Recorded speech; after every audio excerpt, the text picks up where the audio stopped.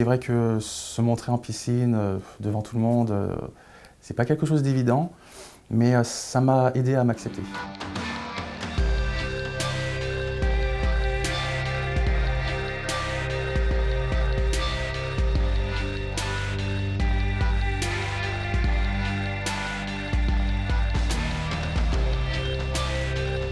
C'est la nage en costume de sirène.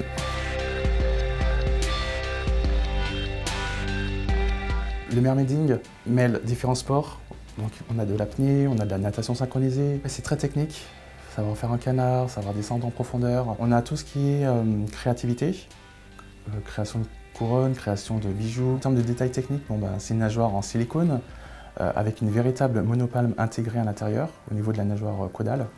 Donc j'en ai une toute bleue et puis la nouvelle rouge bordeaux avec des taches et des rayures. C'est vrai que moi j'aime beaucoup mettre ce genre de petits détails. Pour moi ça se rapproche le plus possible aux poissons. J'ai commencé il y a plus de 5 ans. Je regardais ce qui se faisait aux États-Unis. Je regardais pas mal de photos, pas mal de vidéos parce que je suis un grand fan des sirènes depuis enfant.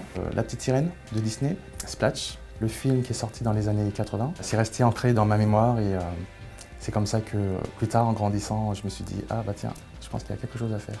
Ce qui me fascine, c'est le côté liberté, tout ce qui est aisance sous l'eau, le bien-être que procure le fait de faire de l'apnée. Le premier jour où j'ai enfilé la nageoire, c'est vrai que j'appréhendais énormément les critiques, si les gens allaient rigoler.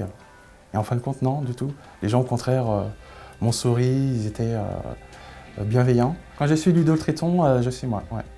Cette pratique m'a énormément aidé parce que c'est vrai que je suis quelqu'un qui est assez complexé par mon corps. J'étais auparavant, il y a des années, un peu plus fort.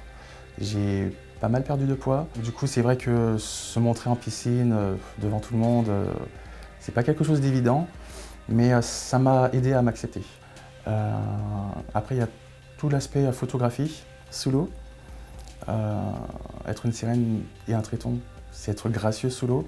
Ensuite, il y a tout un aspect écologique. Préserver le milieu marin, pour moi, c'est une logique. Je m'engage dans une association qui défend et qui milite pour la libération des dauphins et qui défend la faune et la flore aquatique. C'est vrai que chez les garçons, j'aimerais voir davantage de tritons.